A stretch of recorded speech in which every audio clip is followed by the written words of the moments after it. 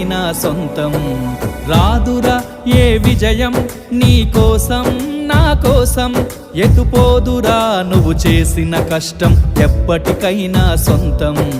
కాలంతో పయనించేవాడికి కానిది ఏముంది, సాధనతోనే సాధ్యమవ్వునని సదాశయంతో సాగర ముందుకు. రాదురా ఏ విజయం నీ కోసం నా కోసం, ఎటుపోదురా నువ్వు చేసిన కష్టం ఎప్పటికైనా సొంతం.